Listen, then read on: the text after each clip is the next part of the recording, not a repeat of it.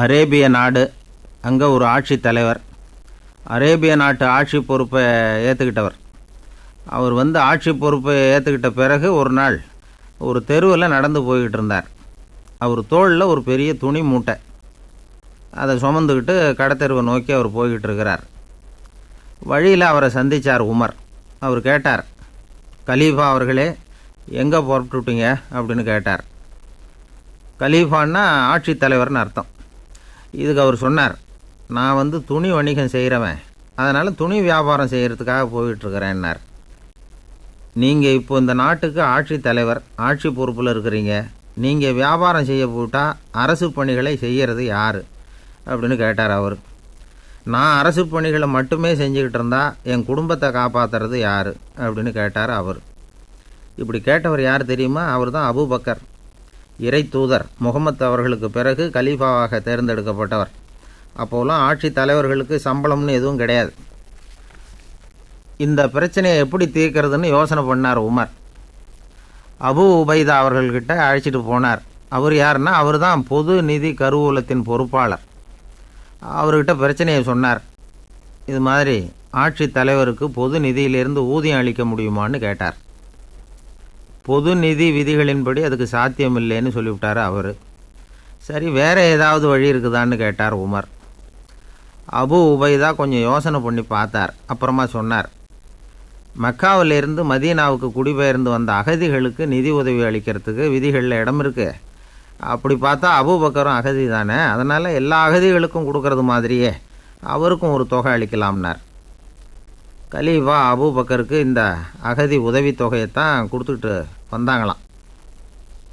குடும்ப செலவுக்கு அது போதுமானதாக இல்லை. இருந்தாலும் கலீஃபாங்கிறதுக்காக மற்ற அகதிகளை விட அதிகமாக தொகையை பெற அவர் விரும்பலை. மார்பு பக்கம் கிழிஞ்சிருந்த ஒரு மேலாடையை தான் அவர் அணிஞ்சிருந்தார்.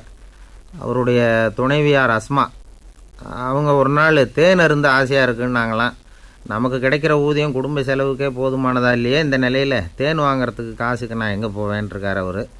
கொஞ்ச நாள் கழித்து அவங்க ஒரு தொகையை அவர்கிட்ட கொடுத்து தேன் வாங்கிட்டு வர சொன்னாங்களாம். இவருக்கு ஆச்சரியம், ஏது இந்த பணம்னு கேட்டிருக்காரு. நீங்கள் தினமும் குடும்ப செலவுக்காக கொடுத்துக்கிட்டு வந்த பணத்தில் கொஞ்சம் கொஞ்சமாக மிச்சப்படுத்தி வச்சேன்னாங்களாம். அபூபக்கர் அந்த பணத்தை எடுத்துக்கிட்டு நேராக பொது நிதி கருவூல பொறுப்பாளர்கிட்ட போனார். இந்த பணத்தை பொது நிதியில் சேர்த்துருங்க, இது அதிகப்படியாக எனக்கு தரப்பட்டு வந்த ஊதியம், அடுத்த மாதத்துலேருந்து இந்த தொகையை குறைச்சிங்கன்னு வேறு சொல்லிவிட்டாராம். பசியை தணிக்க தேவையான அளவு உணவு, ஒரு ஜோடி உடை, இதை தவிர கூடுதலாக மக்கள் பொது நிதியிலிருந்து வாங்கிக்கிறதுக்கு என் குடும்பத்தாருக்கு உரிமை இல்லை அப்படின்னு சொல்லி கண்டிப்பாக சொல்லிவிட்டாராம். அவர் வாங்கிட்டு வந்த இந்த குறைந்த ஊதியம் கூட அவர் மனசை உறுத்திக்கிட்டே இருந்தது. கடைசி நேரம் அவர் தம்முடைய மகள் ஆயிஷா அவர்களை அழைச்சார். மகளே, இதுவரைக்கும் பொது நிதியிலிருந்து நான் வாங்கிட்டு வந்த தொகை என்னுடைய இதயத்தில் பாரமாக அழுத்திக்கிட்டு இருக்கு. என் தோட்டத்தை விற்று அதில் வர்ற பணத்திலேருந்து நான் இதுவரைக்கும் வாங்கிட்டு வந்த ஊதிய தொகையை கணக்கு போட்டு பொது நிதியில் சேர்த்து விடு அப்படின்னாராம். பதவி ஏற்கிறதுக்கு முன்னாடி தன்கிட்ட இருந்ததை விட இப்போ கூடுதலாக என்ன சொத்து இருக்குன்னு பார்த்துருக்கார். ஒரு ஒட்டகம், ஒரு கோப்பை, ஒரு பணியாள். இதையும் அடுத்தபடியாக கலீஃபாவா வர்றவர்கிட்ட ஒப்படைச்சிருங்க அப்படின்னு விட்டாராம். அதே மாதிரி அடுத்து வந்த உமர்கிட்ட ஒப்படைச்சாங்க. அப்போ உமர் சொன்னாராம், அபூபக்கரே, இந்த முன்மாதிரியால் உங்களுக்கு பிறகு இந்த ஆட்சி பொறுப்பை ஏற்கிறவர்களை பெரும் நெருக்கடிக்கு ஆளாகி விட்டீங்க அப்படின்னு சொல்லி ரொம்ப கண் கலங்கினாராம். கடைசியாக அபூபக்கர் தன்னுடைய குடும்பத்தாருக்கு விட்டு சென்ற சொத்து ஒரு படுக்கை விரிப்பு, ஒரு போர்வை, அவ்வளவுதான். இது சிந்திக்க வேண்டிய ஒரு செய்தி. ஒரு ஊரில் ஒரு மன்னர் இருந்தாராம். அமைச்சர் அவர்கிட்ட சொன்னாராம், மன்னா, நம்ம ராஜ்யத்தில் இனிமே லஞ்ச ஊழலே இருக்காதுன்னாராம். ஆஹா, அப்படின்னா ஊழல் பேர் வழிகளையெல்லாம் நாடு கடத்தியாச்சா அப்படின்னு கேட்டிருக்கார் மன்னர். இதுக்கு அவர், அப்படி இல்லைங்க, இனிமேல் கொடுக்கறதுக்கு ஜனங்கள்கிட்ட பணமே இல்லை அப்படின்னாராம். அங்கே அப்படியே குதித்து உயர எழும்பி ஒரு கிளையில் போய் உக்காந்துது. ஏன் இப்படி பண்ணுறேன்னு கேட்டார் புத்தர். என்னை சாதாரணமாக நினைக்க வேணாம், நான் மகாமந்தி, என்னால் எல்லாம் முடியும், முடியாதுங்கிற வார்த்தையே என்னுடைய அகராதியில் கிடையாது, என்ன வேணும்னாலும் செய்வேன் அப்படின்னுது. அப்படின்னா ஒரு பந்தயம் வச்சுக்கலாமான்னார் இவர். வச்சுக்கலாமேன்னுது. வேறு ஒன்றும் இல்லை, இப்போ நீ மேலே எழும்பி அந்த கிளையில் உட்காந்தது மாதிரி அங்கேருந்து தாவி என் உள்ளங்கையில் உட்காரணும், அவ்வளவுதான் அப்படின்னார். அப்படி உட்காந்துட்டா என்ன பரிசு அப்படின்னு கேட்டது அது. சொர்க்கத்தில் இருக்கிற மாமன்னன் மரகத சக்கரவர்த்தியை என்னோட இருக்கும்படியாக கூப்பிட்டுக்கிறேன் அந்த சமயத்தில் அவருடைய அரியணை வந்து அங்கே காலியாகிடும். நீ அதில் போய் உட்காந்துக்கலாம். பந்தயத்தில் தோத்துட்டா ஒரு கல்ப காலம் இந்த பூமியில் வாழ வேண்டியிருக்கும். அதுக்கு பிறகு தான் என்கிட்ட வர முடியும். என்ன சொல்கிற அப்படின்னார்.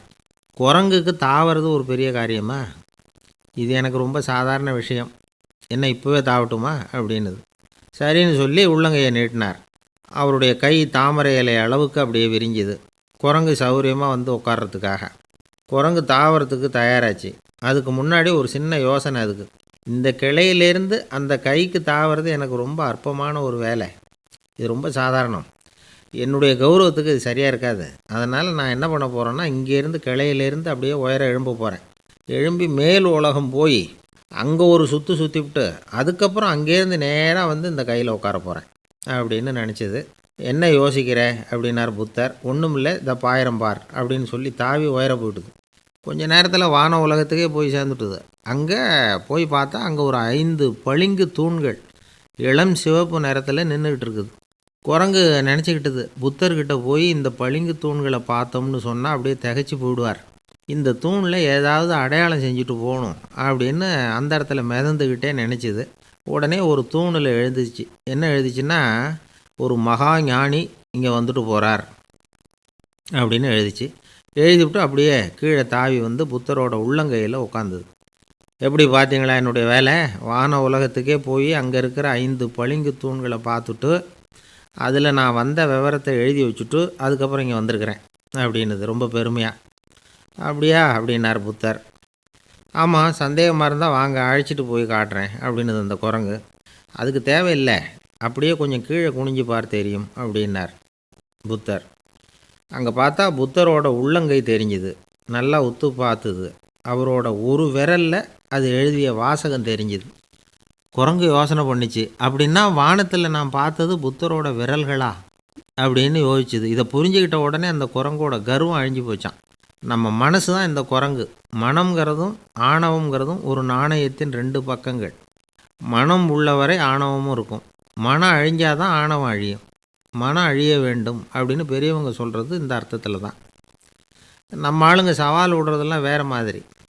ஒருத்தன் ஒரு வாய்க்காலை தாண்டுறேன்னு பந்தயம் கட்டி தாண்ட முடியாமல் வாய்க்காலில் விழுந்து காலை உடச்சிக்கிட்டு கட்டு போட்டுக்கிட்டு வந்தான். ஏன்டா அப்படின்னு கேட்டாங்க. நான் பந்தயம் கட்டின நேரம் சரியில்லை அப்படின்னா. எப்படிறான்னு கேட்டிருக்காங்க. வாய்க்காலில் தண்ணி இருக்கிற நேரமாக பார்த்து பந்தயம் கட்டியிருக்கணும் அப்படின்னானா. ஒரு ஊரில் ஒரு ராஜா இருந்தார். அந்த ராஜாவுக்கு ஒரு மந்திரி. ராஜா ரொம்ப நியாயமானவர், நேர்மையானவர், கண்டிப்பானவர். தப்பு செய்கிறது யாராக இருந்தாலும் தண்டனை கொடுப்பார். வேண்டியவங்களுக்கு ஒரு நியாயம், வேண்டாதவங்களுக்கு ஒரு நியாயங்கிறதெல்லாம் அவர்கிட்ட கிடையாது. ஒரு சமயம் அரசவையில் அந்த அமைச்சரே வந்து விதிமுறைகளுக்கு புறம்பாக ஏதோ நடந்துக்கிட்டு இருக்கார். மன்னருக்கு கோபம் வந்துட்டுது. உடனே அந்த அமைச்சரை கிட்டத்தில் கூப்பிட்டு அவர் கன்னத்தில் ஓங்கி ஒரு அறை கொடுத்துட்டாராம். உடனே அந்த அமைச்சர் என்ன பண்ணார் தெரியுமா? நேராக போனார். அங்கே நின்றுக்கிட்டு இருந்த இன்னொருத்தர் கன்னத்தில் ஓங்கி அரைஞ்சார். அறை வாங்கினவர் திகைச்சு போயிட்டார். இவர் ஏன் நம்மளை வந்து அரைகிறார் அப்படின்னு யோசனை பண்ணார். மன்னரும் திகைச்சு போயிட்டார்.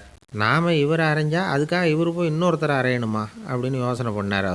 இவருக்கு என்ன பைத்தியமானு கூட நினைக்க ஆரம்பிச்சிட்டார். ஆனால் என்ன ஆச்சுன்னா, அப்புறம் அமைச்சர் அவர் கவனிச்சிக்கிட்டு இருந்தாரா, அவர் இன்னொருத்தரை அரைஞ்சார் இல்லையா, அந்த அறை வாங்கின ஆசாமியை பார்த்து கத்திக்கிட்டு இருந்தார். யார்? அமைச்சர். ஏன்பா என்கிட்ட அறையை வாங்கிக்கிட்டு இப்படி விவரம் இல்லாமல் நின்றுக்கிட்டு இருக்கிறியே, நான் உனக்கு கொடுத்ததை நீ வேறு யாருக்கிட்டையாவது கொடுத்துரு அப்படின்னார். உடனே அந்த ஆள் பார்த்தான். தனக்கு அடுத்தபடியாக நின்றுக்கிட்டு இருந்தவனை ஓங்கி ஒரு அறை அரைஞ்சான். அவன் கன்னத்தை தடவிட்டே யோசனை பண்ணான். இது ஏதோ புரிஞ்சுக்கிட்ட மாதிரி அடுத்தாப்பில் நின்றுக்கிட்டு இருந்தவனை அரைஞ்சான். இப்படி இந்த அறை வந்து மாறி மாறி போய்கிட்டே இருக்குது. ஊர் பூரா பிரயாணம் பண்ண ஆரம்பிச்சுட்டுது. அன்னைக்கு ராத்திரி அந்த ராஜா படுக்கிறதுக்காக போனார். அந்த நேரம் பார்த்து அவர் கன்னத்தில் பலார்னு ஒரு அறை விழுந்தது. நம்மளே அரையிறது யார் அப்படின்னு அதிர்ச்சியோட மன்னர் திரும்பி பார்க்குறாரு. அரைஞ்சது அவரோட மனைவி. என்னாச்சு உனக்குன்னு கத்துனார் ராஜா. உங்களுக்கு தெரியாதா, ஊர் பூரா ஒருத்தர் மாற்றி ஒருத்தர் மூலமாக இந்த அறை வந்து பிரயாணம் பண்ணிட்டு வருது அப்படின்னாங்க அந்த அம்மா. அப்படின்னா ஆரம்பித்த இடத்துக்கே வந்துட்டுதா அப்படின்னாராம் மன்னர். என்ன சொல்கிறீங்கன்னு கேட்டிருக்காங்க. இவர் விவரத்தை சொன்னாராம். அப்படின்னா நீங்கள் ஆரம்பித்து வச்ச இந்த விளையாட்டை நான் முடிச்சு வச்சுட்டேன் அப்படின்னாங்களாம் அந்த அம்மா. மறுநாள் காலை மறுபடியும் அரசவை கூடிச்சு. அந்த அமைச்சர் மன்னரை பார்த்து கேட்டார். என்ன மகாராஜா, என்கிட்ட கொடுத்ததை திருப்பி வாங்கிட்டீங்களா அப்படின்னாராம். இப்படி நடக்கும்னு நான் எதிர்பார்க்கவே இல்லைன்னார் மன்னர். ஆனால் நான் எதிர்பார்த்தேன்.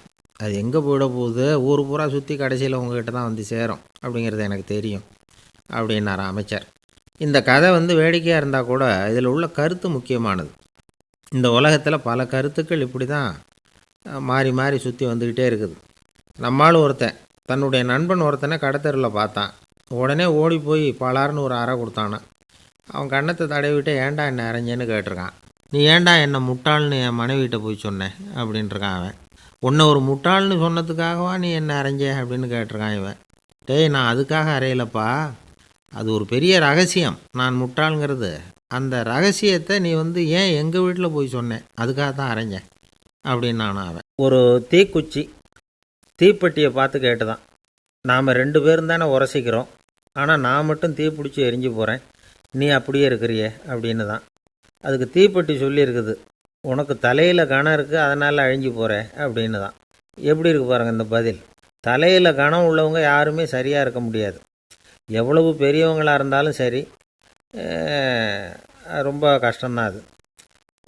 கர்வங்கிறது கூடவே கூடாது. இதை விளக்கிறதுக்கு மகான் ஒருத்தர் ஒரு சம்பவத்தை சொல்கிறார். அர்ஜுனன் தீர்த்த யாத்திரை பண்ணானா. அப்போது தென்னிந்தியாவுக்கு வந்திருக்கிறான். ராமேஸ்வரத்துக்கு போனப்போ அங்கே இலங்கைக்கு கல்லுலாம் அடுக்கி போடப்பட்டிருந்த பாலத்தை பார்த்தானா. ஒரு சின்ன குரங்கு அதுக்கு பக்கத்தில் விளையாடிக்கிட்டு இருந்திருக்கு. அதை பார்த்துட்டு அர்ஜுனன் சிரிச்சிருக்கான். ஏன் சிரிக்கிறேன்னு கேட்டிருக்கு அந்த குரங்கு. ராமன் மிகச்சிறந்த வில் வீரன். அப்படி இருக்கிறப்போ அவன் இலங்கைக்கு அம்புகளாலேயே ஒரு பாலம் கட்டியிருக்கலாம். அதை விட்டுட்டு போயும் உன்ன மாதிரி குரங்குகளை துணையாக வச்சுக்கிட்டு இப்படி ஒரு கருங்கல் பாலத்தை கட்டியிருக்கிறானே அப்படின்னு நானா. அம்புகளால் பாலம் கட்ட முடியுமா அப்படின்னு கேட்டு தான் குரங்கு. ஏன் முடியாது, என்னால் முடியுமேன்றிருக்கான் அர்ஜுனன். அம்பால் பாலம் கட்டலாம், இருந்தாலும் என்ன மாதிரி குரங்குகள் ஏறி நடந்தால் அது தாங்குமா? அதனால தான் ராமர் கருங்கல் பாலமே கட்டினார் அப்படின்றது குரங்கு சொல்லிச்சான். அப்படியே சொல்கிற, நான் வேணும்னா இப்போ அம்புகளாலேயே ஒரு பாலத்தை கட்டுறேன், நீ அது மேலே ஏறி நடந்து பார். பாலம் விழுந்துட்டுதுன்னா நான் தீ மூட்டி அதில் குதித்து உயிர் தியாகம் பண்ணி விட்றேன் அப்படின்னு நான் ரொம்ப கோபமாக. உடனே அந்த சின்ன குரங்கு பெரிய உருவம் எடுத்துட்டு தான் கையில் கதையோடு அர்ஜுனன் முன்னாடி நிற்கிறான் அனுமன். பார்த்தா, என்னுடைய தலைவர் ராமரையா இழிவாக பேசுகிற, நீ இப்போ பாலம் கட்டு, நான் என்னுடைய பலத்தை காட்டுறேன் அப்படின்னா அனுமன். அர்ஜுனன் தன்னுடைய காண்டிபத்தை எடுக்கிறான், சரமாரியாக அம்புகளை விடுறான். அதெல்லாம் ஒன்றோட ஒன்று கோத்துக்கிட்டு அப்படியே பாலம் மாதிரி நிற்கிது. அர்ஜுனன் தலை நிமிர்ந்து நின்னான். அனுமன் உயர கிளம்பி அங்கேருந்து பாலத்தில் பொத்துன்னு இறங்கினான். பாலம் அப்படியே நொறுங்கி போச்சு தூள் தூளாக. என்ன அர்ஜுனா, இப்போ என்ன செய்ய போகிற அப்படின்னா ஏளனமாக. அர்ஜுனன் தலையை தொங்க போட்டுக்கிட்டான். சொன்னபடி தீ மூட்டி அதில் குதிக்கிறதுக்காக 3 தடவை சுற்றி வந்தான். அப்போது கிருஷ்ணர் அங்கே வந்தார். என்ன அர்ஜுனா, என்ன நடக்குது, என்ன இது அப்படின்னு ஒன்றும் தெரியாத மாதிரி கேட்டார். அர்ஜுனன் வாயை திறக்கிறதுக்கு முன்னாடி அனுமன் வாயை திறந்தான், நடந்ததை சொன்னான். அர்ஜுனன் சவால் விட்டபடி உயிர் திறந்தே ஆகணும்னா அனுமன். கிருஷ்ணர் யோசனை பண்ணார். நல்லது, இந்த சவால் விட்டதுக்கும் நடந்ததுக்கும் யார் சாட்சி? பெரியவர் ஒருத்தரை சாட்சியாக வச்சுக்கிட்டல்லவா நீங்கள் இந்த போட்டியை நடத்தியிருக்கணும் அப்படின்னார். அதனால் என்ன, இப்போ மறுபடியும் அந்த போட்டியை நடத்திவிட்டா போச்சு, என்னால் அந்த அம்பு பாலத்தை நொறுக்க முடியாதா அப்படின்னு அனுமன். சரி, இப்போ மறுபடியும் அது நடக்கட்டும்னார் கிருஷ்ணர். அர்ஜுனன் அம்பு பாலம் அமைச்சான். அனுமன் ஏறி குதிச்சான். பாலம் அசைஞ்சு கொடுக்கவே இல்லை, அவ்வளோ உறுதியாக இருக்குது. இப்போ அனுமன் தலையை குனிஞ்சிக்கிட்டான். அர்ஜுனன் நன்றியோடு நிமிர்ந்து பார்த்தான். கிருஷ்ணருடைய தோள்கள்லேயும் முதுகள்லேயும் ரத்தம். என்ன சுவாமி, என்ன நடந்ததுன்னு நான் பதறி போய், உன் அம்பு பாலத்தை நான் தான் முட்டு கொடுத்து தாங்கிக்கிட்டு இருந்தேன். அனுமன் குதித்தப்போ என் மேலே ஏற்பட்ட காயங்கள் இவை. பின்ன உன்னுடைய அம்பு பலத்தினாலேயா பாலம் நின்றுதுன்னு நினைக்கிற அப்படின்னாரான். முதல்ல அர்ஜுனன், அப்புறம் அனுமன் 2 பேருக்குமே கர்வ பங்கம் ஆகிட்டு தான். அதாவது அவங்கக்கிட்ட இருந்த கர்வம் போயிட்டுது. யாராக இருந்தாலும் கர்வம் கூடாதுங்கிறத இதிலேருந்து நாம் புரிஞ்சுக்கணும். இந்த காலத்தில் நாமெல்லாம் எந்த விஷயத்துக்கெல்லாம் கர்வப்பட்டுக்கிட்டு இருக்கோம் தெரியுமா? 2 பெண்கள் தங்களுடைய கணவன்மார்களை பற்றி ரொம்ப பெருமையாக பேசிக்கிட்டாங்களாம். அதில் ஒரு அம்மா சொல்லியிருக்கு, என் வீட்டுக்காரர்கிட்ட எந்த சப்ஜெக்ட் கொடுத்தாலும் சரி அந்த விஷயத்தை பற்றி அழகாக 1 மணி நேரம் பேசுவார் அப்படின்னாங்களாம். உடனே இன்னொரு அம்மா, அது என்ன பிரமாதம், என் வீட்டுக்காரருக்கு சப்ஜெக்டே தேவையில்லை, விஷயமே இல்லாமல் நாள் பூரா பேசிக்கிட்டு இருப்பார் அப்படின்னாங்களாம். ஒரே ஒரு ஊரில் ஒரு ராஜா இருந்தார். அவர் பேரில் மக்களுக்கு ரொம்ப மரியாதை. அவ்வளவு நல்லா ஆட்சி புரிஞ்சிக்கிட்டு வந்தார். அவருக்கு வயசாகிட்டுது. அதனால் ஒரு நாள் அமைச்சரை கூப்பிட்டார். இதை பாருங்கள், எனக்கு வயசாகிட்டுது, அதனால் இந்த அரச பொறுப்பையெல்லாம் நீங்கள் ஏற்றுக்குங்க அப்படின்னார். அதுக்கப்புறம் ராணியை கூப்பிட்டார். வா நாம் இனிமேல் இங்கே இருக்க வேணாம், காட்டுக்கு போய் தவம் பண்ணலாம் அப்படின்னு கூப்பிட்டார். இந்த செய்தி மக்களுக்கு அறிவிக்கப்பட்டது. மக்கள் உடனே கூட்டம் கூட்டமாக அரண்மனைக்கு வர ஆரம்பிச்சிட்டாங்க. மன்னரை போய் பார்க்குறாங்க. அரசே, தாங்கள் எங்களுக்கு தந்தை மாதிரி. நீங்கள் காட்டுக்கு போயிட்டால் நாங்கள்லாம் இங்கே எப்படி இருக்க முடியும்? எங்களுக்கெல்லாம் எந்த துன்பமும் இல்லாமல் பார்த்துக்கிட்டு வர்றீங்க. இது மாதிரியான ஒரு அரசாட்சி இல்லைன்னா மக்கள் வாழ்ந்து என்ன பயன் அப்படின்னாங்க. இருந்தாலும் என்ன பண்ணுறது, வயசாயிட்ட காரணத்தினால இந்த முடிவுக்கு வர வேண்டியிருக்குது அப்படின்னாராம் ராஜா. அப்படின்னா நீங்கள் காட்டுக்கு போக வேணாம், நாங்கள் போகிறோம். நாங்கள் அங்கே போய் தவம் பண்ணுறோம், வழிபாடு பண்ணுறோம். கடவுள் வருவார், அவர்கிட்ட வரம் வாங்கிட்டு வந்துடுறோம் அப்படின்னாங்களாம். அப்படி சொல்லிவிட்டு உடனே எல்லோரும் காட்டுக்கு போனாங்க. நாட்டு மக்கள் எல்லாரும் ஒட்டு மொத்தமாக காட்டில் உட்காந்துக்கிட்டு தவம் பண்ணுறதை பார்த்தார் கடவுள். உடனே புறப்பட்டு வந்தார். எல்லோரும் இப்படி உட்காந்துருக்குறீங்களே, என்ன வேணும் உங்களுக்கு அப்படின்னு கேட்டார். உடனே மக்கள் எல்லாரும் ஒரு குரலில் சொன்னாங்க, சுவாமி, எங்கள் மன்னன் ரொம்ப நாளைக்கு நல்லபடியாக இருக்கணும். அவர் மகிழ்ச்சியாகவும் உடல் நலத்தோடும் இருந்தால் தான் நாங்கள் அமைதியாக வாழ முடியும் அப்படின்னாங்க. சரி, அதுக்கு என்ன செய்யணும் அப்படின்னார் ஆண்டவன். எங்கள் மன்னருக்கு இன்னும் ஒரு 100 வருஷம் ஆயுளை கொடுங்க அப்படின்னாங்க. அவ்வளவு தானே, சரி அப்படியே ஆகட்டும் அப்படின்னு சொல்லிவிட்டு ஆண்டவன் போயிட்டார். மக்கள் மகிழ்ச்சியோடு திரும்பி வந்தாங்க. மன்னா, கடவுள் வரம் கொடுத்துட்டார், நீங்கள் 100 வருஷம் வாழ போகிறீங்க அப்படின்னாங்க. இதை கேட்டதும் ராணி ராஜாவை வணங்கி நான் தவம் செய்ய போகிறேன் அப்படின்னு புறப்பட்டாங்க. உடனே மக்கள் என்ன நினச்சாங்க தெரியுமா? ஐயோ, நாம் ராஜாவுக்கு மட்டும்தானே நீண்ட ஆயுள் வேணும்னு வரம் வாங்கினோம், ராணிக்கு வாங்கலையே, அதுதான் கோபத்தில் புறப்பட்டாங்க போல இருக்குது அப்படின்னு நினச்சி வருத்தப்பட்டாங்க. ஆனால் ராணி நினச்சது அது இல்லை. ராணி போய் தவம் பண்ணாங்க, கடவுள் காட்சி கொடுத்தார். இவங்க கேட்குறாங்க, சுவாமி, ராஜாவுக்கு மட்டும் 100 வருஷம் ஆயுள்னு வரம் கொடுத்துட்டீங்க, அப்படின்னா குடிமக்களும் 100 வருஷம் இருக்கணும். இப்படிப்பட்ட குடிமக்கள் இல்லைன்னா அப்படிப்பட்ட அரசன் இருந்து என்ன பிரயோஜனம் அப்படின்னாங்களாம். ஆண்டவன் பார்த்தார், சரி அவங்களும் 100 வருஷம் வாழ்வாங்க, அது மட்டும் இல்லை, நீயும் 100 ஆண்டு காலம் வாழ வரமளிக்கிறேன் அப்படின்னு சொல்லிவிட்டு மறைஞ்சிட்டார். இதில் ஆண்டவன் வர்றதும் மறையிறதும் முக்கியம் இல்லை. இதில் கவனிக்க வேண்டியது ஆள்கிறவனின் விசால மனம், குடிமக்களின் விசால மனம், ஆள்கிறவன் மனைவியினுடைய விசால மனம். இப்படி ஒரு நாடு இருந்துட்டுதுன்னா எப்படி இருக்கும் வாழ்க்கையை நினச்சி பாருங்கள். அதனால தான் பெரியவங்கள்லாம் சொல்கிறாங்க, இதய வாசல் திறந்தே இருக்கணும், இதயத்தின் கதவுகளை மூடாதீங்க அப்படின்னு சொல்லுவாங்க. என்கிட்ட ஒருத்தர் சொன்னார், என்னுடைய இதய வாசல் எப்பவும் திறந்தே தான் இருக்குதுன்னார். எதனால் அப்படி சொல்கிறீங்க அப்படின்னு கேட்டோம். டாக்டரே சொல்லிவிட்டார், என்னுடைய இதயத்தில் ஒரு ஓட்டை இருக்குது அப்படின்னு, வால்வு சரியில்லையா அப்படிங்கிறார். ஒரு ஆள் இருந்தான், நிறைய பணம் சம்பாதிச்சான், ஆனால் செலவு பண்ண மனசு வரல, கருமி. அவன் என்ன பண்ணான், சேர்த்த பணம் பூராவையும் ஒரு மரத்தடியில் புதைச்சி வச்சுருந்தான். வாரத்துக்கு ஒரு தடவை அந்த மரத்தடிக்கு வருவான், புதைச்ச இடத்த ஆவலோடு பார்த்துக்கிட்டு இருப்பான், அதுக்கப்புறம் போயிடுவான். அவ்வளவுதான். ஒரு நாள் ஒரு திருடன் வந்தான், இவன் புதைச்சி வச்சுருந்ததெல்லாம் எடுத்துகிட்டு போயிட்டான். இது தெரிஞ்சு போச்சு. அந்த கருமி புலம்ப ஆரம்பிச்சிட்டான். இவன் புலம்பலை கேட்டதும் அக்கம் பக்கத்தில் இருந்தவங்கெல்லாம் ஓடி வந்தாங்க. என்ன விஷயம்னு விசாரித்தாங்க. இவன் சொன்னான். ஒரு பெரியவர் கேட்டார், ஏப்பா, வாரம் இந்த இடத்த பார்க்குறதாக சொன்னியே, எப்போவாவது இதில் இருக்கிற பணத்தை எடுத்து செலவு பண்ணியிருக்கியா அப்படின்னு கேட்டார். நான் அப்பப்போ அதை பார்க்குறது தான் வழக்கம், அதை தொட்டதே இல்லைன்னு அவன். சரி, அப்படின்னா இப்போவும் நீ அதே மாதிரி வாரம் ஒரு தடவை இந்த இடத்த பார்த்துட்டு போகலாமே அப்படின்னாராம் அந்த பெரியவர். அதுவும் சரிதானே, எவ்வளவு காலமானாலும் அவன் அந்த பணத்தை எடுத்து செலவு பண்ண போகிறதில்ல. அப்படி இருக்கிறப்ப உள்ளே பணம் இருந்தாலும் ஒன்று தான், இல்லாமல் போனாலும் ஒன்று தான். இதிலேருந்து என்ன புரியுதுன்னா, ஒருத்தர்கிட்ட இருக்கிற பணத்தை கொண்டு அவர் பணக்காரரா ஏழையா அப்படின்னு முடிவு செய்கிறது சரியில்லை. அந்த செல்வத்தை அனுபவிக்கிற திறன், பயன்படுத்துகிற திறன், அதை வச்சு தான் அவர் ஏழையா பணக்காரரா அப்படிங்கிறத நிர்ணயம் பண்ணணும். அதுதான் சரி. செலவு பண்ண தெரியாதவன் சேகரம் பண்ணிகிட்டே இருக்கிறதுனால என்ன பிரயோஜனம்? தலைமுடியே இல்லாதவன் தாராளமாக சீப்புகளை வாங்கி சேகரம் பண்ணுறது மாதிரி தானே இது. சில சமயம் செலவு பண்ண நாம் தயாராக இருந்தால் கூட அந்த செல்வம் நமக்கு பயன்படுறதில்ல. அரேபியாவில் ஒரு நகை வியாபாரி விலை உயர்ந்த முத்துக்களை எல்லாம் அவர் வச்சு வியாபாரம் பண்ணிகிட்டு இருந்தார். அவர் ஒரு சமயம் ஒரு பாலைவனம் வழியாக போயிட்டு இருக்கிறார் ஒட்டகத்தில். அப்போது திடீர்னு கடுமையான புயல் வீச ஆரம்பிச்சுட்டுது. திசை தவறி இவர் எங்கேயோ வந்துட்டார். கூட வந்தவங்களையும் காணலை, எங்கே போனாங்களோ தெரியல.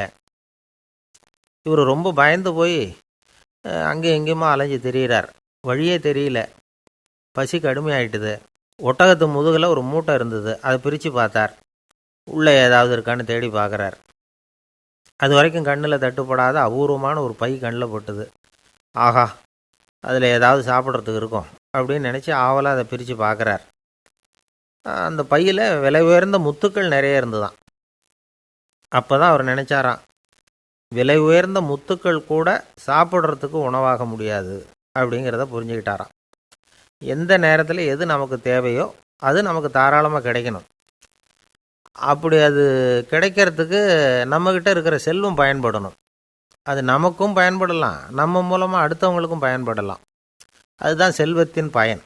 ஒரு மரத்தடியில் ஒருத்தன் உட்காந்து அழுதுகிட்டு இருந்தான். அந்த பக்கமாக வந்த இன்னொருத்தன் ஏப்பா அழுதுகிட்டு இருக்கிறேன்னு கேட்டான். இந்த இடத்துல தான் பூமிக்கு அடியில் பணம் இருக்குது, புதைச்ச இடம் தெரியல, அதான் அழறேன் அப்படின்னா. நல்லா ஞாபகப்படுத்தி பாரு, எந்த இடத்துல புதைச்ச அப்படின்னு கேட்டான் இவன். அது எப்படி எனக்கு தெரியும், புதைச்சி வச்சிருக்கிறவன் நான் இல்லையே, எங்கள் எதிர்த்த வீட்டுக்காரன் அப்படின்னானா இவன். ஒருத்தர் ஒரு தவறு செஞ்சு விட்றாருன்னு வச்சுக்கங்க, உடனே நீ செஞ்சது தவறு அப்படின்னு சொல்கிறது ஒரு வகை. அதுக்கு பதிலாக எது சரின்னு அவர் புரிந்து கொள்ள உதவி செய்கிறது இன்னொரு வகை. இந்த ரெண்டாவது வகை இருக்குது பாருங்கள், நிர்வாக இயலில் இது ரொம்ப முக்கியம். அலுவலகத்தில் வேலை பார்க்குற ஒருத்தர் முக்கியமாக தெரிஞ்சுக்க வேண்டியது என்ன தெரியுமா? சக ஊழியர்கள்கிட்ட எப்படி பழகணும், மேலதிகாரிகள்கிட்ட எப்படி பழகணும், தனக்கு கீழே வேலை செய்கிறவங்கக்கிட்ட எப்படி பழகணும், வாடிக்கையாளர்கள்கிட்ட எப்படி பழகணும், இவங்க எல்லார்கிட்டையும் செம்மையான உறவை ஏற்படுத்திக்கிறது எப்படி, இதையெல்லாம் சொல்லிக் கொடுக்குற பாடம்தான் இன்டர் பர்சனல் ஸ்கில், திறமையான உறவு அப்படிங்கிறது. எந்த வேலையில் இருந்தாலும் சரி, இந்த உறவுகளை வளர்க்கும் திறன் உள்ளவங்க சீக்கிரம் முன்னுக்கு வந்துடுறாங்க. மற்றவங்க கிட்ட உறவை பலப்படுத்திக்கிறது எப்படி அப்படின்னு தெரிஞ்சுக்கிட்டோம்னா எந்த ஒரு தடையையும் சுலபமாக தாண்டி செய்கிற தொழிலில் முன்னுக்கு வந்துடலாம். ஹார்வர்டு பல்கலைக்கழகத்தில் ஒரு கணக்கெடுப்பு பண்ணி பார்த்தாங்களாம். பார்க்குற வேலையில் எது மாதிரி குணாதிசயம் உள்ளவங்க வேகமாக முன்னுக்கு வர்றாங்க அப்படின்னு தெரிஞ்சுக்கிறதுக்காக இந்த கணக்கெடுப்பு. வெவ்வேறு துறையில் வேகமாக முன்னுக்கு வந்திருக்கிற பல பேரை சந்தித்து இந்த சர்வேயை நடத்தியிருக்கிறாங்க. அவங்க கண்டுபிடிச்சி சொல்லியிருக்கிற உண்மை என்ன தெரியுமா? ஒருத்தர் ஒரு வேலையில் இருந்தால் அது சம்பந்தப்பட்ட சப்ஜெக்ட் பற்றிய அறிவு 35% இருந்தால் போதுமா. ஆனால் உறவுகளை வளர்க்கக்கூடிய திறன், இன்டர் பர்சனல் ஸ்கில்லு 65% வேணும். இப்படி உள்ளவங்க சீக்கிரம் முன்னுக்கு வந்துடுறாங்களாம். அதனால் ஒருத்தருக்கு வேலை சரியாக புரியலைன்னா கூட விவரமாக மற்றவங்கக்கிட்ட பழகிறது எப்படின்னு புரிஞ்சால் போதும், அவர் முன்னுக்கு வந்துடலாம். அலுவலகங்களில் மட்டும் இல்லை, எல்லா இடங்கள்லையும் இது ரொம்ப முக்கியம். வீட்டுக்குள்ளேயும் இது ரொம்ப முக்கியம், வீட்டுக்கு வெளியேயும் இது முக்கியம். அடுத்தவங்கக்கிட்ட பழகிறது எப்படிங்கிறத தெரிஞ்சிக்காதவன் வாழ்க்கையில் முன்னேற முடியாது. இன்றைக்கி ஆயுதங்களால் காயப்படுத்தி கொள்ளுகிறவர்களை விட வார்த்தைகளால் காயப்படுத்தி கொள்ளுகிறவர்கள் தான் அதிகம். பெரியவங்க என்ன சொல்கிறாங்க தெரியுமா? நீங்கள் இந்த பூமியில் பிறந்ததன் அர்த்தம் பூர்த்தி ஆகணும்னா அடுத்தவங்களுக்கு உதவி பண்ணுங்க. அடுத்தவங்களுக்கு உதவி செய்ய முடியாவிட்டால் கூட பரவாயில்லை, ஆனால் யாரையும் புண்படுத்தி விடாதீங்க அப்படின்னு சொல்கிறாங்க. எனக்கு தெரிஞ்ச ஒருத்தர் ஒரு அலுவலகத்தில் வேலை பார்க்குறார். அவர் சொல்லுவார், எனக்கு இந்த இன்டர் பர்சனல் ஸ்கில் ரொம்ப அதிகம் சார். சக ஊழியர்கள்கிட்ட ரொம்ப சுமூகமாக நடந்துக்குவேன். என் கூட வேலை பார்க்குற ஒருத்தருக்கு ஏதாவது ஒரு கஷ்டம்னா அந்த சமயத்தில் அவர் செய்ய வேண்டிய வேலையை நான் செஞ்சுருவேன் சார் அப்படிம்பார். நான் அவர்கிட்ட சமீபத்தில் அப்படி ஏதாவது செஞ்சுருக்கீங்களா அப்படின்னு கேட்டேன். செஞ்சுருக்கேன் சார். போன வாரம் புதன்கிழமை ஆஃபீஸில் என் பக்கத்து சீட்டுக்காரருக்கு வயிற்று வலி. உடனே நான் மெடிக்கல் லீவ் போட்டுவிட்டு எங்கள் வீட்டுக்கு போயிட்டேன் சார் அப்படின்னார். ஒருத்தர் அவசரமாக போய்கிட்டு இருந்தார். எங்கே போய்கிட்டு இருக்கீங்க அப்படின்னு கேட்டார் ஒரு பெரியவர். கடைக்கு போகிறேன் சார், சாமான் வாங்கிறதுக்கு அப்படின்னார். அங்கே போகிறதுக்கு முன்னாடி தெரிஞ்சிக்க வேண்டியதெல்லாம் தெரிஞ்சுக்கிட்டீங்களா அப்படின்னு கேட்டார் பெரியவர். கடைக்கு போய் காசை கொடுத்து ஒரு பொருளை வாங்கிட்டு வரப்போகிறோம், இதில் தெரிஞ்சிக்க வேண்டியது என்ன இருக்குது அப்படின்னார் அலட்சியமாக. இப்போ அந்த பெரியவர் பேச ஆரம்பித்தார். இந்த உலகத்தில் எந்த ஒரு செயலில் இறங்குறப்பவும் நாம் நல்லா ஆலோசனை பண்ண வேண்டிய விஷயம் 5 அப்படின்னார். உதாரணமாக, ஒருத்தன் கடைக்கு போய் ஏதோ ஒரு பொருளை வாங்கிட்டு வர போகிறான்னு வச்சுக்கோங்களேன். அப்போ கூட அவன் 5 விஷயங்களை பற்றி தெரிஞ்சுக்க வேண்டியிருக்குது அப்படிங்கிறார் அவர். முதல்ல அந்த பொருள் எப்படிப்பட்டது அப்படிங்கிறத தெரிஞ்சுக்கணும். ரெண்டாவதாக தன்னை பற்றியும் தெரிஞ்சுக்கணும். அப்போ தான் அந்த பொருள் தனக்கு தேவையா இல்லையா அப்படிங்கிறத புரிஞ்சுக்க முடியும். மூணாவதாக தெரிஞ்சுக்க வேண்டியது ஒன்று இருக்குது. அது என்னென்னா, அந்த பொருளை அடையறதுக்கு வழி என்ன அப்படிங்கிறத தெரிஞ்சுக்கணும். அதாவது எவ்வளவு பணம் கொடுத்தா அது கிடைக்கும், இது மாதிரியான விஷயங்கள்.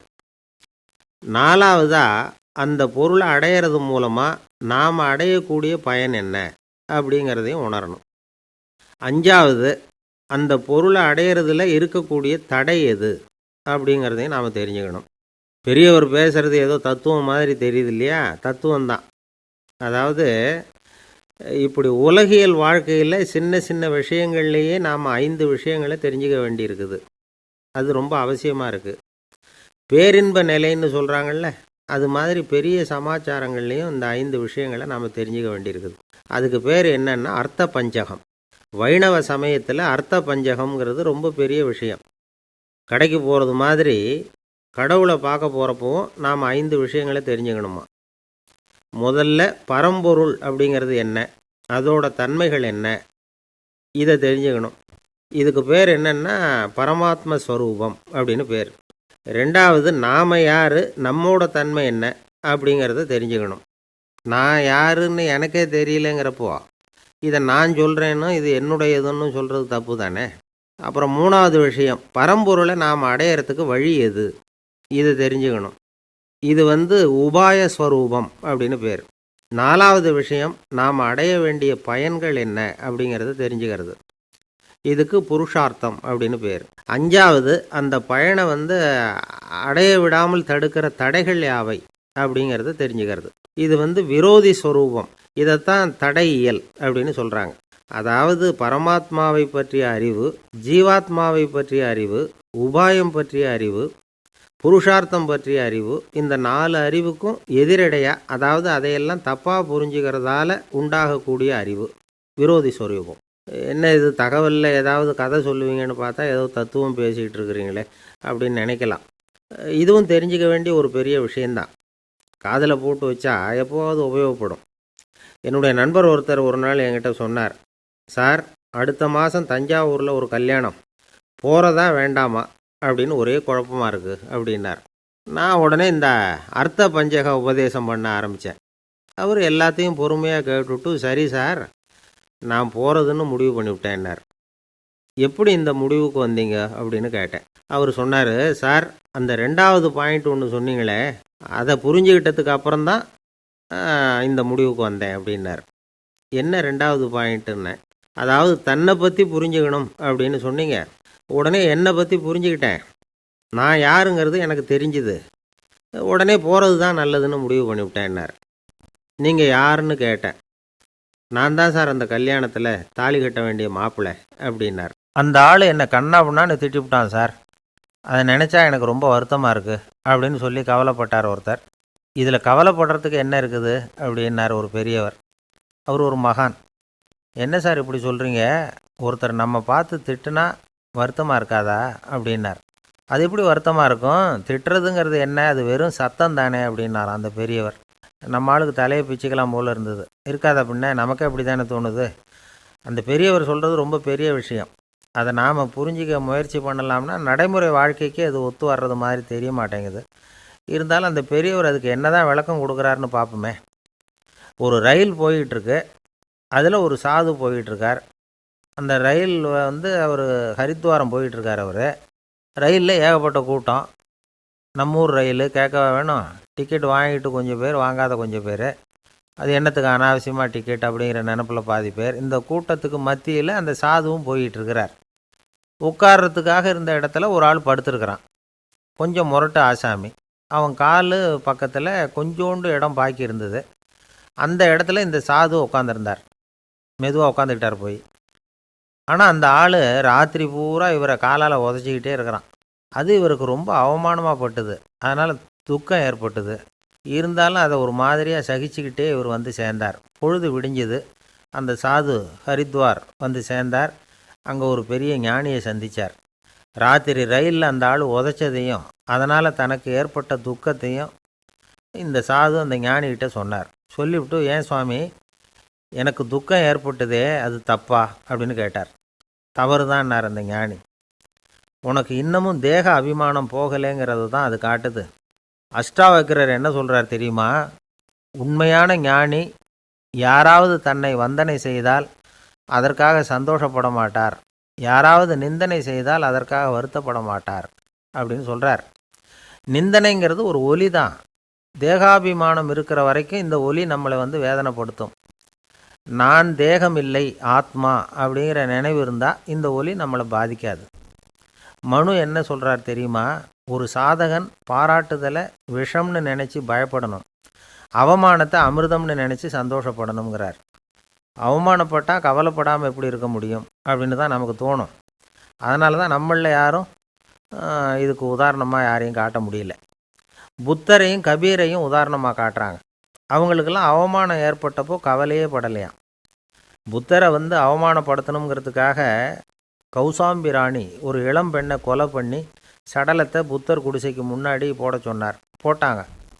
புத்தர் தான் அந்த பொண்ணை கெடுத்து கொலை பண்ணிவிட்டாருன்னு எல்லாரும் நினச்சாங்க. ஆனால் புத்தர் இதை பற்றி கவலையே படலை. அப்புறமா உண்மை தெரிஞ்சதும் புத்தர் புகழ் இன்னும் அதிகமாயிட்டுது. ஒரு பெரிய சபையில் ஒரு மோசமான பொண்ணு நுழைஞ்சி தனக்கும் கபீருக்கும் சம்பந்தம் உண்டுன்னு சொன்னார். கபீர் கவலைப்படலை. அவங்க மாதிரியெல்லாம் நாமளும் இருக்க கற்றுக்கணும். நிந்தனை, அபகீர்த்தி, அவமானம் எல்லாம் ஆண்டவன் கொடுக்குற பிரசாதம்னு நினைக்கணும் அப்படின்னு சொல்கிறார் அந்த ஞானி. இதை கேட்ட இந்த காலத்து ஆசாமி ஒருத்தர், நான் கூட அப்படி தான் சார், யாராவது அவமானப்படுத்தினா கவலைப்பட மாட்டேன்.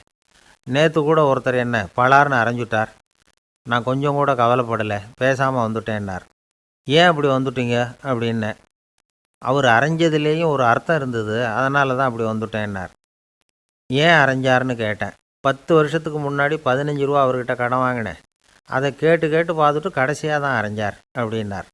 ஆண்டவனுடைய பிரசாதம் இவருக்கு அடிக்கடி கிடைக்கும் போல இருக்குது. அளவுக்கு மிஞ்சினால் அமிர்தமும் நஞ்சு அப்படின்னு சொல்லுவாங்க. அது உண்மைதான்.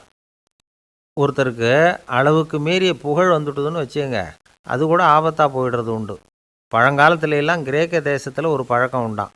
அதாவது யாராவது ஒருத்தரை நாடு கடத்தணும்னா அதுக்கு ஒரு வழி உண்டு. அதாவது ஒருத்தரை நாடு கடத்தணும்னு மக்கள் விரும்புகிறாங்கன்னு வச்சுங்களேன், அவர் பேரை ஒரு மண்பாண்ட ஓட்டுச்சில்லில் எழுதி அதை வந்து ஒரு குறிப்பிட்ட பொது இடத்துல போட்டுற வேண்டியது, அவ்வளவுதான். இது மாதிரி பல பேர் போட்டுக்கிட்டே இருப்பாங்க. எல்லாம் அப்படியே குவிஞ்சு போயிடும். அந்த ஓட்டாஞ்சில்லு குவியலில் யாருடைய பேர் அதிகமாக இருக்குதோ அந்த நபரை ஒரு 10 ஆண்டுகள் நாடு கடத்தி விடுவாங்க. இது அந்த ஊர் வழக்கமாக. ஒரு நாள் அந்த குவியலுக்கு பக்கத்தில் ஒரு ஆள் நின்றுக்கிட்டு இருக்கிறான். அவன் கையில் ஒரு ஓட்டாஞ்சில்லு வச்சுருக்கிறான். அதில் யாரோட பேரையோ எழுதணும், எழுதி அந்த இடத்துல போடணுங்கிறது அவன் ஆசை. ஆனால் அவன் படிக்காதவன், அதனால் எழுத தெரியல. யாராவது அந்த வழியாக வர்றாங்களான்னு பார்த்துக்கிட்டே நின்றுக்கிட்டு இருந்தான். ஒரு பெரியவர் வந்துக்கிட்டு இருந்தார். அவர்கிட்ட ஓடினான். கையில் இருந்த மண்பாண்ட சில்லை கொடுத்தான். ஐயா, இதில் ஒரு பேர் எழுதி கொடுங்களேன்னா. அந்த பெரியவர் அதை வாங்கி கையில் வச்சுக்கிட்டு, என்ன பேர் எழுதணும் சொல்லு அப்படின்னா. இவன் சொன்னான், அரிஸ்டைடிஸ் அப்படின்னு எழுதுங்க அப்படின்னா. இதை கேட்டதும் அந்த பெரியவருக்கு அதிர்ச்சி. ஏன்னா அவர் தான் அரிஸ்டைடிஸ், தத்துவ மேதை அரிஸ்டைடிஸ் அவர். இருந்தாலும் நான் தான் அதுங்கிறத காட்டிக்காமல் அந்த ஆளுகிட்ட கேட்டார். அது சரிப்பா, அரிஸ்டைடிஸுங்கிற பேரை எழுத சொல்கிற, அவர் உனக்கு என்ன கெடுதல் பண்ணார், அவர் பேரை இதில் எழுத சொல்கிறியே அப்படின்னு கேட்டிருக்கார். அதுக்கு இவன் சொன்னானா, அவர் எனக்கு எந்த கெடுதலும் பண்ணலை, அவரை நான் பார்த்தது கூட இல்லை அப்படின்ட்டுருக்கான். அப்புறம் எதுக்காக அவரை வந்து நாடு கடத்தணும்னு நீ ஆசைப்படுற அப்படின்னு கேட்டிருக்கார். இப்போ அந்த ஆள் சொல்கிறான், அரிஸ்டைடஸை பற்றி எல்லாரும் பேசுகிறாங்க, அவர் ரொம்ப நல்லவர், அவர் ஒரு பெரிய அறிவாளிங்கிறாங்க, அவர் ஒரு பெரிய வள்ளல், பேரறிஞர், இப்படி எல்லாரும் சொல்கிறத கேட்டு கேட்டு எனக்கு ரொம்ப அலுத்து போயிட்டுது, அதனால தான் வெறுப்பாயிட்டேன் அப்படின்னு நானும். இதிலேருந்து என்ன தெரியுது? நாம் நல்லவனாக இருக்கிறதுல ஒன்றும் இடைஞ்சல் இல்லை. ஆனால் நம்மளை நல்லவன் நல்லவன் எல்லாரும் சொல்ல ஆரம்பிச்சிட்டாங்கன்னு வச்சுக்கோங்க, அப்போ இடைஞ்சல் ஆரம்பம்னு அர்த்தம். எதுவுமே அளவுக்கு மிஞ்சி போகாமல் பார்த்துக்க வேண்டியது ரொம்ப அவசியம். அளவுக்கு அதிகமாக ஆசைப்படாதவங்களில் ஆப்ரஹாம் லிங்கனும் ஒருத்தரான். அவர் ஒரு தடவை தன்னுடைய நண்பர்கள்கிட்ட பேசிக்கிட்டு இருந்தாராம். ஒருத்தர் கேட்டிருக்கார், ஒரு மனுஷனுக்கு கால்கள் எவ்வளோ உயரம் இருக்கணும் அப்படின்னு கேட்டாராம். இதுக்கு ஆபிரகாம் லிங்கன் சொன்னாராம், அது என்ன இடுப்புலேருந்து தரையை தொடுற அளவுக்கு உயரம் இருந்தால் போதும் அப்படின்னாராம். 1816 வருஷம் செப்டம்பர் மாதம் 11ஆம் தேதி பிரான்ஸ் தேசத்தில் உள்ள ஒரு மருத்துவமனை. அங்கே ஒரு இளம் டாக்டர் கொஞ்ச நாளைக்கு முன்னாடி தான் அந்த ஆஸ்பத்திரியில் புதுசாக வேலைக்கு சேர்ந்துருக்கிறார். அவர் பேர் ரெனே லெனக். அவர் அன்னைக்கு காலையில் அந்த மருத்துவமனையில் அப்படியே ரவுண்ட்ஸ் வந்துக்கிட்டு இருக்கிறார். வார்டில் ஒரு படுக்கையில் ஒரு இளம்பெண் படுத்திருக்கிறார். அந்த பொண்ணுக்கு இருதய நோயாக இருக்கலாம்ங்கிறது மற்ற டாக்டர்கள் சந்தேகம். அந்த காலத்துல எல்லாம் ஒருத்தருடைய இருதய துடிப்பை தெரிஞ்சுக்கணும்னா நோயாளியின் மார்பில் டாக்டர் காதை வச்சு பார்த்து தான் தெரிஞ்சுக்கிறது வழக்கம். ஆனால் இந்த பெண்ணும் இளம்பெண், அந்த டாக்டரும் புதுசாக சேர்ந்துருக்கிறவர். அதனால் பரிசோதனை பண்ண தயங்கினார். கொஞ்ச நேரம் யோசனை பண்ணார். திடீர்னு ஒரு ஞாபகம் வந்தது அவருக்கு. அதாவது அன்னைக்கு விடியற் காலையில் தோட்டத்தில் அப்படி வாக்கிங் போயிட்டு இருந்தப்போ சின்ன பசங்கள்லாம் ஒரு மரக்கட்டையை வச்சு விளையாடிட்டு இருந்தாங்களாம். அதை இவர் பார்த்துருக்கிறார். அது என்ன விளையாட்டுனா, ஒரு நீளமான மரப்பலகை, அதில் ஒரு முனையில் ஒரு பையன் தன்னுடைய காதை வச்சுக்கிட்டு இருக்கிறான், மறுமுனையில் இன்னொரு பையன் அந்த மரப்பலகையை ஒரு ஆணியால் கீறிக்கிட்டு இருக்கிறான். ஒரு முனையில் ஆணியால் கீறும் பொழுது மறுமுனையில் காதை வச்சிருக்கிற பையனுக்கு அந்த சத்தம் துல்லியமாக கேட்குது. அந்த டாக்டருக்கு காலையில் பார்த்த இந்த விளையாட்டு ஞாபகத்துக்கு வந்துட்டுது. உடனே என்ன பண்ணார் தெரியுமா? ஒரு நீளமான காகிதத்தை எடுத்தார். அதை அப்படியே உருளை மாதிரி உருட்டினார். ஒரு முனையை அந்த நோயாளியின் மார்பில் இடது பக்கம் வச்சார், இன்னொரு முனையில் தன்னுடைய காதை வச்சார். என்ன ஆச்சரியம்! நோயாளியின் மார்பில் நேரடியாக காதை வச்சு கேட்குறத விட துல்லியமாக கேட்டுது இதய துடிப்பு. இதய துடிப்பு மட்டும் இல்லை, மூச்சு இழுத்து விடுறது, திரவ பொருள்களின் அசைவு, எல்லா சத்தமும் தெளிவாக கேட்குது. கிரேக்க மொழியில் ஸ்டெத்தாஸ் அப்படின்னா மார்பு, ஸ்கோப்பின் அப்படின்னா பார்ப்பதுன்னு அர்த்தம். அதனால் டாக்டர் ரெனே லெனக் தான் கண்டுபிடிச்ச கருவிக்கு ஸ்டெத்தஸ்கோப் அப்படின்னு பேர் வச்சார். அவரே முதல் மாடலையும் செஞ்சார். அளவு ரொம்ப பெருசாக இருந்தது, சுலபமாக எடுத்துகிட்டு போகிறது கஷ்டம், அது அவ்வளோ கஷ்டமாக இருந்தது அது. அதனால் அவரே அதை அப்புறம் 2 பிரிவாக தயார் பண்ணார். இது 2 துண்டையும் டாக்டர் தன்னோட கோட்டு பாக்கெட்டில் வச்சுக்கலாம், தேவைப்படுறப்ப எடுத்து ஒன்றா சேர்த்துக்கலாம். இப்படி தான் அவர் ஆரம்பத்தில் பண்ணார். தன்னுடைய இந்த கண்டுபிடிப்பை பற்றி அவர் ஒரு புத்தகம் எழுதினார். நிறைய விற்றுது, புகழும் பணமும் சேர்ந்தது. பணமும் புகழும் சேர்ந்தது மாதிரியே அவருக்கு ஒரு நோயும் சேர்ந்தது. அது என்ன நோயின்னு கண்டுபிடிக்கிறதுக்கும் அவர் கண்டுபிடிச்ச கருவி தான் உபயோகப்பட்டு தான். அவரே அதை கண்டுபிடிச்சார். அவருக்கு வந்திருந்தது காச நோய். 1826 வருஷம் ஆகஸ்ட் மாதம் 13ஆம் தேதி உலகத்தின் முதல் ஸ்டெதஸ்கோப்பை கண்டுபிடிச்ச டாக்டர் ரெனே லெனக் காலமானார். அவர் சாகிறதுக்கு முன்னாடி மரத்தால் செஞ்சு வச்சுருந்த ஸ்டெதஸ்கோப்பை தனக்கு வேண்டியப்பட்ட ஒரு டாக்டர்கிட்ட கொடுத்து, என்னுடைய சொத்துக்கள்லேயே ரொம்ப வசந்தது அப்படின்னு சொன்னாராம். அதுக்கப்புறம் 3 வெள்ளைக்காரங்க சேர்ந்து இந்த கருவியில் சில மாற்றங்களை பண்ணாங்க. ஆனால் 1829 லண்டனில் டாக்டர் நிக்கோலஸுங்கிறவர் ஒரு காதால் இதய துடிப்பை கேட்குறத விட டாக்டர் 2 காதாலையும் கேட்குறது தான் சரியாக இருக்கும் அப்படின்னு ஒரு கருத்தை வெளியிட்டார். அதுக்கப்புறம் ரொம்ப காலம் கழித்து 1852 ஜார்ஜ் காமான் அப்படிங்கிறவர் ரப்பர் டியூப்களை உபயோகப்படுத்தி 2 காதாலையும் கேட்குற மாதிரி ஒரு புதிய வடிவத்தை அதுக்கு கொடுத்தார். அதுக்கு பிறகு அது படிப்படியாக எவ்வளவோ மாற்றங்கள் இருந்தாலும் ஆரம்பத்தில் டாக்டர் ரெனே லெனக் உருவாக்கின அடிப்படை மாடலை யாரும் மாற்றி அமைக்கலைங்கிறது தான் முக்கியமான விஷயம். நமக்கு தெரிஞ்ச ஒரு ஆஸ்பத்திரி, அதில் ஒரு நோயாளி, காலை நேரத்தில் நர்ஸு அந்த பக்கமாக போயிட்டு இருந்தாங்க. அதை பார்த்துட்டு ஒரு நர்ஸுன்னு கத்துறார். நர்ஸு அவசரமாக ஓடி என்ன விஷயம்னு கேட்டாங்க. சிஸ்டர், இங்கே பாருங்கள், உங்கள் டாக்டரை என் நெஞ்சில் அவர் காதை வச்சு கேட்டுக்கிட்டு இருக்கிறார் அப்படின்னார் நோயாளி. சிஸ்டர் பதட்டப்படாமல், அதனால் என்ன, இந்த டாக்டர் பழமையான விஷயங்களில் ரொம்ப நம்பிக்கை உள்ளவர், அதனால் ஸ்டெதாஸ்கோப்பை உபயோகப்படுத்தாமல் காதை வச்சு கேட்குறார், அது ஒன்றும் தப்பு இல்லை அப்படின்னாங்களாம். ஐயோ, அதுக்காக இல்லை சிஸ்டர், இவர் என் நெஞ்சு மேலே தலையை வச்சது நேற்று ராத்திரி 9 மணி, இப்போ விடிஞ்சு போச்சு, இன்னமும் தலையை எடுக்கவே இல்லை, அதுக்காக தான் சந்தேகப்பட்டு உங்களை கூப்பிட்றேன் அப்படின்னாராம். ஆஃபீஸு முடிஞ்சு வீட்டுக்கு போகிற சமயத்தில் ஒருத்தர் கடைக்கு போய் ஸ்வீட் வாங்கினார். சரி, வீட்டுக்கு பிள்ளைங்களுக்கு தான் வாங்கிட்டு போகிறார் அப்படின்னு மற்றவங்க நினச்சாங்க. அவர் அப்படி செய்யலை. அந்த இடத்துலையே பொட்டலத்தை பிரித்தார். திருட மாதிரி அப்படியே சுற்றி ஒரு தரம் பார்த்துக்கிட்டார். யாரும் தெரிஞ்சவங்க இல்லைங்கிறத முடிவு பண்ணிவிட்டு அவசரமாக அதை அப்படியே போட்டு முழுகிவிட்டு கையை தொடச்சிக்கிட்டு நல்ல பிள்ளை மாதிரி நடந்து போக ஆரம்பிச்சிட்டார்.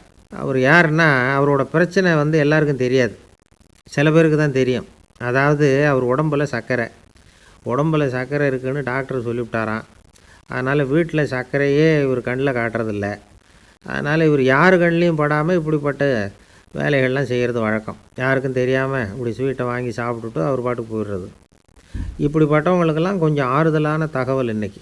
அது என்னென்னா, நாம் சாப்பிட்ற சர்க்கரைக்கும் நம்ம உடம்பில் உள்ள சில கோளாறுகளுக்கும் அப்படி என்ன தான் சம்மந்தம் இருக்குது.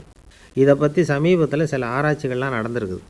ஏன்னா சர்க்கரைன்னாவே விஷம் மாதிரி அதை பார்க்குறவங்களும் சில பேர் உண்டு.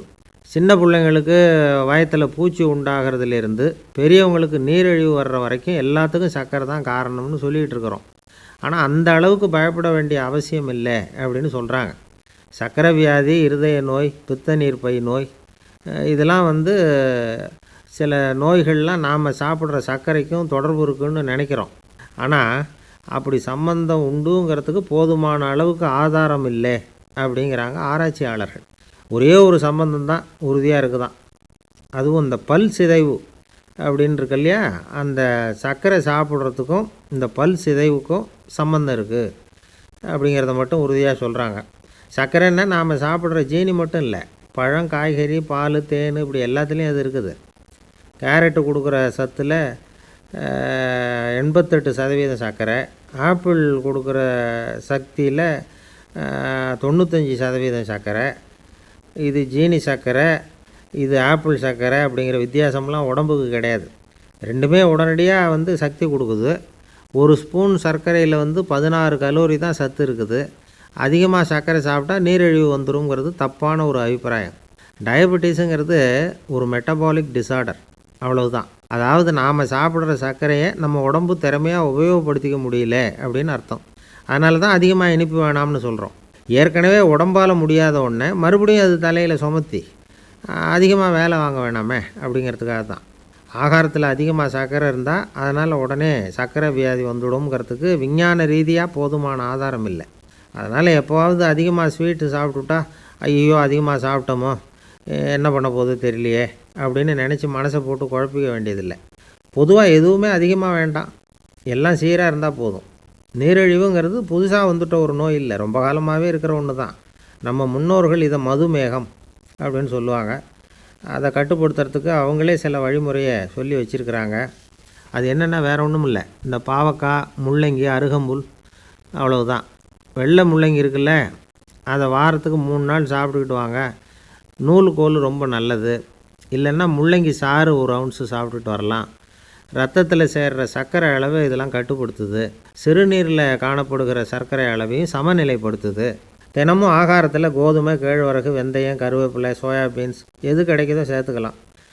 இப்படிலாம் செஞ்சுக்கிட்டு வந்தால் அப்புறம் வீட்டுக்கு தெரியாமல் கடையில் போய் நின்றுக்கிட்டு ஸ்வீட் வாங்கி திருட்டுத்தனமாக சாப்பிட வேண்டிய அவசியமே உங்களுக்கு வராது. 2 ஆசாமிகள் கடற்கரையில் உட்காந்து சாவகாசமாக பேசிக்கிட்டு இருந்தாங்களாம். ஒருத்தர் சொன்னார், இன்னொருத்தருக்கு தெரியாமல் ஸ்வீட்டு சாப்பிட்றதே எப்பவும் இடைஞ்சல் தான் சார். நேற்றுக்கு பாருங்கள், அப்படி தான் சாப்பிட்டுக்கிட்டு இருந்தேன், வீட்டுக்காரி கண்ணில் போட்டுவிட்டுது, அதுக்கப்புறம் ஒரே ரகலையாக போச்சு அப்படின்னாராம். எனக்கு கூட அப்படி தான் சார் ஆகிட்டுது, ஒரே ரகலை அப்படின்னாராம் இன்னொருத்தர். நீங்கள் சாப்பிட்டதும் உங்கள் வீட்டுக்காரங்க கண்ணில் போட்டுவிட்டுதா சார் அப்படின்னு கேட்டிருக்கார் இவர். அதுக்கு அவர் சொன்னாராம், அப்படி இல்லை சார், கடைக்காரர் கண்ணில் போட்டுவிட்டுதோ, நான் அவருக்கு தெரியாமல் அந்த ஸ்வீட்டை அவர் கடையிலேருந்து எடுத்திருந்தேன் அப்படின்னு விளக்கம் கொடுத்தாராம் இந்த ஆள். கங்கை கரை தோட்டம் பக்கத்தில் ஒரு ஆசிரமம், அங்கே ஒரு பெரியவர் தங்கியிருக்கிறார். அவர் தான் ராமகிருஷ்ண பரமஹம்சர். அந்த ஆசிரமம் இருந்த இடம் கரக்பூர். வங்காளத்தில் பொதுவாக எல்லோரும் மீன் சாப்பிட்றது உண்டு. கங்கையில் குளிச்சுட்டு கையில் ஒரு மீனோடு வர்றது வழக்கம். இவர் இருக்கிற இடத்துக்கு கங்கையில் படகு வழியாக வரணும். அப்படி தான் எல்லோரும் வருவாங்க. வர்றவங்கள ஒன்று கூட்டி ஆன்மீக விஷயங்களை பற்றி பேசிக்கிட்டு இருப்பார். ஒவ்வொரு நாள் ஒவ்வொருத்தர் நகரத்துக்கு போகணும், வரும்பொழுது மீன் கொண்டுக்கிட்டு வரணும். அதுக்கு ஒரு அட்டவணையே உண்டு ஆசிரமத்தில். அது பிரகாரம் ஒரு நாள் சுவாமி யோகானந்தர் படகில் போனார். படகை செலுத்தினவங்க ராமகிருஷ்ணரையும் சுவாமி யோகானந்தரையும் மற்றவங்களையும் பித்தர்கள் அப்படின்னு சொல்லி ஏளனமாக பேசினாங்க. அவங்க என்ன பைத்தியம் பிடிச்சவங்க அப்படிங்கிறது மாதிரி. சுவாமி யோகானந்தருக்கு ரொம்ப மென்மையான இதயம். இவங்க இப்படி கண்ணாபின்னான்னு பேசுகிறத பார்த்தா மீனை வாங்கிட்டு திரும்புகிறப்போ என்ன நடக்குமோ அப்படிங்கிற பயம் வேறு வந்துட்டுது அவருக்கு. அவ்வளவு மென்மையானவர். இதை தெரிஞ்சுக்கிட்ட ராமகிருஷ்ணர், யோகானந்தா இங்கே வா அப்படின்னு கூப்பிட்டார். இவர் கண்ணீரை துடைச்சிக்கிட்டே கிட்ட போனார். சொன்னார், ஐயா, படகு ஓட்டுறவங்க உங்களை பற்றி மோசமாக பேசுகிறாங்க. என்ன திட்டினா பரவாயில்ல, ஆனால் உங்களை அவங்க திட்டுறாங்க, அதை என்னால் தாங்கிக்க முடியல அப்படின்னார். இதை கேட்டதும் ராமகிருஷ்ணருக்கு கோபம் வந்துட்டு தான். என்னது, உன்னுடைய குருவை பற்றி அவங்க மோசமாக பேசும்பொழுது நீ சும்மா இருந்தியா? வெளியில் போ அப்படின்னு விட்டார். குரு நிந்தனை செய்கிறப்போ அதை கேட்டுக்கிட்டு சும்மா இருக்கலாமா? குரு நிந்தனையை கேட்டால் பாவம் இல்லையா? என்னை தூற்றும் போது அவங்க பாவம் செய்கிறாங்க, அதை கேட்டுக்கிட்டு நீ சும்மா இருந்தால் நீயும் பாவம் செய்கிற அப்படின்னாராம். அடுத்த நாள் சுவாமி நிரஞ்சனானந்தர் போக வேண்டிய நாள். இவர் படகுல போகும்பொழுதும் அதே மாதிரி நடந்து தான். அவங்க மோசமாக பேச ஆரம்பித்தாங்க, திட்ட ஆரம்பித்தாங்க. அப்படி கேலி பண்ண ஒருத்தனை இவர் என்ன பண்ணார், பலார்னு கன்னத்தில் அரைஞ்சிட்டார். இன்னொருத்தனை கங்கையில் தூக்கி எறியறதுக்கும் தயாராகிட்டார். அதுக்கப்புறம் அவங்க யாரும் வாயை திறக்கலை. மீன் வாங்கிட்டு வர்றப்பவும் படகுல ஒரே அமைதி. அவ்வளவு பயம் அவங்களுக்கு. ராமகிருஷ்ணர் கூப்பிட்டு விசாரித்தார் என்ன நடந்ததுன்னு. இவர் சொன்னார், அவர் யோகானந்தா போகும்பொழுது என்ன நடந்ததோ அப்படியே தான் இப்போவும் நடந்தது. குரு நிந்தனை செய்கிறத கேட்டுக்கிட்டு நான் சும்மா இருப்பேனா? ஒருத்தனை அப்படியே அரைஞ்சுட்டேன், இன்னொருத்தனை ஆற்றுல தூக்கி போட்டுருவேன்னு பயமுறுத்தினேன், அவ்வளவுதான் அப்படின்னாராம். இப்போவும் ராமகிருஷ்ணருக்கு கோபம் வந்துட்டு தான். என்ன இது, அணியறது காஷாயம், இருக்கிறது ஆசிரமம், உனக்கு இவ்வளவு கோபம் வந்ததுன்னா அப்புறம் என்னத்துக்கு ஆசிரமத்தில் இருக்கணும்? பிரம்மச்சாரி எப்பவும் அமைதியாக இருக்கணும் அப்படின்னு அறிவுரை சொன்னாராம் ராமகிருஷ்ணர். அப்போ இவர் கேட்டாராம், ஏங்க அவருக்கு ஒரு விதமான அறிவுரை சொன்னீங்க, எனக்கு வேறு விதமாக அறிவுரை சொல்கிறீங்க, இதில் எது உண்மை அப்படின்னு கேட்டிருக்கார். இதுக்கு ராமகிருஷ்ணர் சொன்ன பதில் என்னென்னா, அட அசடே, சக்கரத்தில் காற்று அதிகமாக இருந்தால் குறைக்கணும், குறைச்சலாக இருந்தால் கூட்டணும். அவன் சாது, அவனுக்கு அதிக உணர்ச்சி தேவை, உனக்கு படபடப்பு அதிகம், உனக்கு பொறுமை தேவை அப்படின்னாராம். இதில் உள்ள கருத்து என்னென்னா, கல்விங்கிறது எப்படின்னா அதை சூழ்நிலைக்கு தகுந்த மாதிரி கற்பிக்கணும். எல்லாருக்கும் ஒரே மாதிரி கற்பிக்கக்கூடாது. கேட்குற ஒரு தகுதி, புரிஞ்சுக்கிற திறமை, இதை பொறுத்து கல்வி அமையணும். ஆரம்ப காலத்தில் ஒரு குரு, அப்போ ஒரு சீடன் இருந்தான். அது வேடிக்கையான குரு, வேடிக்கையான சீடன். ஒரு ஆசிரமம். ஒரு நாள் ஒருத்தன் அவசரமாக அந்த குருவை தேடி வந்திருக்கிறான். என்ன விஷயம்னு விசாரித்தார் குரு. உங்கள் சீடர் என்னை அடிச்சுட்டார் அப்படின்னு புகார் பண்ணானான் அந்த ஆள். குரு சீடனை கூப்பிட்டார். அடிச்சே அந்த ஆளை அப்படின்னு கேட்டாரான். ஆமான் இருக்கான் சீடன். ஏன் அடிச்சே அப்படின்னு கேட்டாரான். இந்த ஆள் உங்களை பற்றி மட்டமாக பேசிவிட்டான், என்னால் அதை தாங்கிக்க முடியல, அதனால தான் அடிச்சுட்டேன்ருக்கான். அப்படி என்ன பேசினான் அப்படின்னு கேட்டாரான். உன்னுடைய குருநாதர் இப்போல்லாம் அர்த்தமில்லாமல் பேச ஆரம்பிச்சிட்டார் அப்படின்னு சொல்லிவிட்டான், அதனால தான் அடிச்சுட்டேன் அப்படின்னானா. அதுக்காக அடித்தே அப்படின்னாரான். நான் அதுக்காக அடிக்கலை குருவே, இப்போல்லாம் நீங்கள் அர்த்தம் இல்லாமல் பேசுகிறதாக அவன் சொல்கிறான், அப்படின்னா இதுவரைக்கும் நீங்கள் அர்த்தத்தோடு பேசினதாகத்தானே அர்த்தம், அது தப்பு தானே, அதனால தான் அடித்தேன் அப்படின்னானா. அமெரிக்க ஜனாதிபதி ஆப்ரஹாம் லிங்கன் ஒரு நாள் தன்னோட கோச்சு வண்டியில் தலைநகரான வாஷிங்டனுக்கு போயிட்டுருக்கிறார். கோச்சு வண்டி ஒரு சாலையில் போயிட்டுருக்கு. அந்த சாலைக்கு ஒரு பக்கத்தில் பயங்கரமான சதுப்பு நிலம். சதுப்பு நிலம்னா அது புதைகுழி, புதை மணல்ங்கிறோம்ல, அது மாதிரி. அந்த சதுப்பு நிலத்தில் யாராவது மாட்டிக்கிட்டா அவ்வளோதான், ஆளை கொஞ்சம் கொஞ்சமாக உள்ளே அமுக்கிவிடும், தப்பிச்சு கரையிறது கஷ்டம். அப்படிப்பட்ட நிலம் அது. ஆப்ரஹாம் லிங்கன் ஏதோ ஒரு முக்கியமான அரசாங்க வேலையாக போயிட்டு திரும்பி வந்துக்கிட்டு இருக்கிறார். அதனால் அந்த சமயத்தில் அவர் விலை உசந்த ஆடைகளை அணிஞ்சிருக்கிறார். அப்படி அவர் அந்த கோச்சு வண்டியில் வந்துக்கிட்டு இருக்கிறாரு. அந்த சமயத்தில் ஒரு காட்சி அவர் கண்ணில் பட்டுட்டுது. என்ன தெரியுமா? ரோட்டுக்கு பக்கத்தில் இருந்த சதுப்பு நிலத்தில் ஒரு இளம் பன்றிக்குட்டி சிக்கிக்கிட்டு தவிச்சிக்கிட்டு இருக்குது, பரிதாபமாக கத்திக்கிட்டு இருக்குது. அதை பார்த்தார் லிங்கன். அவருக்கு என்ன மாதிரி ஆயிட்டுது. உடனே வண்டியை நிறுத்த சொன்னார். கீழே இறங்கினார். தன்னோட விலை உசந்த ஆடைகளை பற்றி லட்சியம் பண்ணவே இல்லை. தனக்கே ஆபத்து வரலாம்ங்கிறத பற்றியும் கவலைப்படலை. தான் ஒரு குடியரசுத் தலைவருங்கிறத பற்றியும் அவர் நினச்சி பார்க்கல. நேராக அந்த சதுப்பு நிலம் பக்கமாக போனார். அந்த சேத்துல இறங்கி பன்றிக்குட்டியை காப்பாற்றி கரைக்கு கொண்டுகிட்டு வந்து சேர்த்துட்டார். அதுக்கப்புறம் நிம்மதியாக கோச்சு வண்டியில் ஏறி வெள்ளை மாளிகைக்கு வந்து சேர்ந்தார். ட்ரெஸ்ஸு, உடம்பு பூரா சேறு சகதி. பார்க்குறவங்களுக்கெல்லாம் ஆச்சரியமாக போச்சு. அவங்களுக்கு ஒன்றும் புரியல. இவர் நேராக ட்ரெஸ்ஸு மாற்றிக்கிறதுக்காக போனார். கோச்சு வண்டி ஓட்டிகிட்டு வந்தவங்கிட்ட போய் எல்லோரும் கேட்டாங்க, என்ன ஆச்சு அப்படின்னு. அவர் வர்ற வழியில் நடந்த விவரத்தை சொன்னார். ஆப்ரஹாம் லிங்கனுடைய இந்த இறக்க குணத்தை எல்லாரும் பாராட்டினாங்களாம், புகழ்ந்தாங்களாம். ஆனால் இதுக்கு லிங்கன் என்ன பதில் சொன்னார் தெரியுமா? தயவு பண்ணி இந்த புகழ்ச்சியான பேச்சையெல்லாம் ஒதுக்குங்க, அதெல்லாம் வேணாம். அந்த சின்ன பிராணி சகதியில் மாட்டிக்கிட்டு துடிச்சிக்கிட்டு இருந்தது, அதை பார்த்தேன். உடனே என்னுடைய இதயத்தில் ஒரு முள் தைச்சது மாதிரி ஒரு உணர்வு. அந்த முள்ளை பிடுங்கி எறிஞ்சேன், அவ்வளவுதான். உண்மையில் அந்த பிராணிக்கு நான் உதவினேங்கிறத விட எனக்கு ஏற்பட்ட இன்னலை போக்கிட்டேன் அப்படிங்கிறது தான் உண்மை. அதுதான் பொருத்தம். அப்படி இருக்கிறப்போ இதில் புகழறதுக்கு என்ன இருக்குது அப்படின்னாராம் ஆப்ரஹாம் லிங்கன். எவ்வளவு யதார்த்தமான வார்த்தைகள் பாருங்கள். இந்த காலத்தில் நம்மளையும் பல பேர் அப்படி உண்டு. நீச்சல் தெரியாத ஒரு ஆள் தண்ணியில் இறங்கிட்டான். தண்ணி ஆழங்கிறது அப்புறமா தான் தெரிஞ்சுது. தத்தளிக்க ஆரம்பிச்சிட்டான். வாழ்னு கத்துறான். கரையில் நின்றுக்கிட்டு இருந்த ஒருத்தர் இதை பார்த்தார். உடனே அவருக்கு இதயத்தில் முள் தைச்சது மாதிரி ஒரு உணர்வு. உடனே குபீர்னு தண்ணியில் பாய்ஞ்சார். அவரை காப்பாற்றி கரைக்கு கொண்டுட்டு வந்து சேர்த்தார். இதை பார்த்துக்கிட்டு இருந்த இன்னொருத்தர் காப்பாற்றின அந்த ஆளை பாராட்டி புகழ்ந்தார். என்ன புகழாதீங்க சார் அப்படின்னார் அவர். ஏன்னு கேட்டார் இவர். நான் அந்த ஆளை ஏன் காப்பாற்றினேன் தெரியுமா? அவன் நேற்றுக்கு என்கிட்ட 300 ரூபா கடன் வாங்கியிருக்கிறான். இவன் தண்ணியில் போட்டான்னா நான் கொடுத்த கடனும் தண்ணியில் போடும்.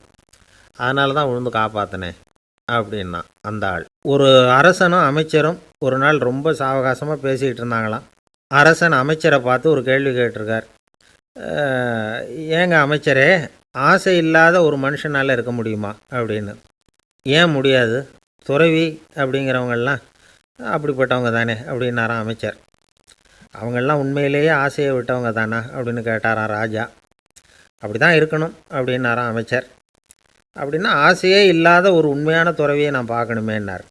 அது என்ன பிரமாதம், அதுக்கு நான் ஏற்பாடு பண்ணுறேன் அப்படின்னு விட்டார் இவர். சொல்லிவிட்டு உடனே புறப்பட்டு போனார். அங்கே தேடினார். அப்புறம் தான் அவருக்கு புரிஞ்சுது உண்மை துறவியை கண்டுபிடிக்கிறது எவ்வளவு கஷ்டமான காரியம்னு. இருந்தாலும் ராஜா கிட்ட சொல்லியாச்சே, உண்மை துறவியை காட்டுறேன்னு. இப்போ என்ன பண்ணுறது? ராஜா கிட்ட சொன்னபடி நடக்கலைன்னா அவருக்கு கோபம் வந்துடும். அமைச்சர் ஒரு யோசனை பண்ணார். அவருக்கு ஒரு வழி தெரிஞ்சுது. அதுதான் சரின்னு முடிவு பண்ணார். அதாவது அந்த ஊரில் அவருக்கு தெரிஞ்ச நாடக நடிகர் ஒருத்தர் இருக்கிறார், நல்லா நடிப்பார். அவரை போய் பார்த்தார். இதை பாருப்பா, எனக்காக நீ ஒரு காரியம் செய்யணும்னார். என்னன்னு கேட்டார் அவர். நீ ஒரு துறவி மாதிரி கொஞ்ச நேரத்துக்கு நடிக்கணும். ராஜா உன்னை பார்த்துட்டு போகிற வரைக்கும் நடி, அது போதும். அதுக்காக உனக்கு 10,000 ரூபா தரேன் அப்படின்னார். அவர் எந்த காலத்தில் இவ்வளவு பணத்தை மொத்தமாக பார்த்துருக்கார். அதனால் உடனே சரின்னு ஒத்துக்கிட்டார். அமைச்சர் அரண்மனைக்கு திரும்பி வந்தார்.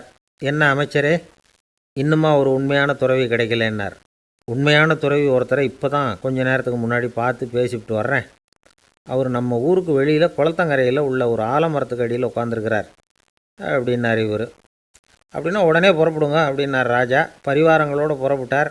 அங்கே அந்த மரத்தடியில் அந்த ஆள் வேஷம் போட்டுக்கிட்டு துறவி மாதிரி உட்காந்துருக்கிறான். ராஜா நேராக போனார். அந்த துறவி காலில் பொத்துன்னு விழுந்து வணங்கினார். உடனே ராணியும் அவர் காலில் விழுந்தாங்க. அடுத்தபடியாக அமைச்சர் விழுந்தார். அவருக்கு தெரியும் இது நம்ம ஆள் தான்னு. இருந்தாலும் என்ன பண்ணுறது, நேரம். அப்புறம் பரிவாரங்கள்லாம் துறவி காலில் விழுந்து ஆசீர்வாதம் வாங்கிட்டாங்க. ராஜா அப்புறமா தங்கத்தட்டில் பொண்ணையும் பொருளையும் வச்சு அந்த துறவிக்கிட்ட ரொம்ப பணிவாக நீட்டுறார். தாங்கள் தயவு பண்ணி இதை ஏற்றுக்கணும் அப்படின்னு வேண்டிக்கிட்டார். அந்த துறவி பற்றில்லாமல் அதை பார்த்தார். எல்லாத்தையும் திறந்துவிட்ட எனக்கு இதெல்லாம் எதுக்காக அப்படின்னு சொல்லி அதை மறுத்துட்டாராம். ஆஹா, உண்மையான துறவியை பார்த்துட்டோம் அப்படிங்கிற ஆனந்தம் அரசருக்கு. ரொம்ப நிம்மதியாக திருப்தியாக திரும்பி வந்தார் அரண்மனைக்கு. அதுக்கப்புறம் அமைச்சர் யாருக்கும் தெரியாமல் அந்த துறவிகிட்ட ஓடினார். சொன்ன பிரகாரம் பணத்தை நீட்டினார். இந்தப்பா, நான் உங்ககிட்ட சொன்னபடி 10,000 ரூபா பணம் எடுத்துக்கோ அப்படின்னார். அந்த ஆள் ராஜா கிட்ட சொன்னது மாதிரியே எல்லாத்தையும் திறந்துவிட்ட எனக்கு இதெல்லாம் எதுக்காக வேணாம் அப்படின்னு விட்டாராம். நடித்த வரைக்கும் போதும்ப்பா, இனிமேல் இந்த நாடக வசனம்லாம் வேணாம், வேஷத்தை கலைச்சிரு, பணத்தை வாங்கிக்கோன்னார். இல்லைங்க, இது வேஷம் இல்லை, இது வசனமும் இல்லை, இது உண்மை. கொஞ்ச நேரம் துறவி மாதிரி நடித்ததுக்கே இந்த தேசத்து ராஜா ராணி அமைச்சர் பரிவாரங்கள் எல்லாம் என் காலில் விழுந்து வணங்குறாங்க. அப்படின்னா உண்மையான துறவியாக இருக்கிறது எவ்வளவு பெருமையான விஷயம். நான் உண்மையான துறவியாக ஆக போகிறேன், அப்படி முடிவும் பண்ணிட்டேன் அப்படின்னார் அந்த நடிகர். வேஷம் கூட எப்படிப்பட்ட விளைவுகளை உண்டு பண்ணுது பார்த்தீங்களா. நம்மால் ஒருத்தன் ரொம்ப வசதியாக தான் இருந்தான். ஒரு நாள் அவன் சொத்து பூரா திருட்டு போட்டுது. அதுக்கப்புறம் இவன் துறவி மாதிரி ஆயிட்டான்.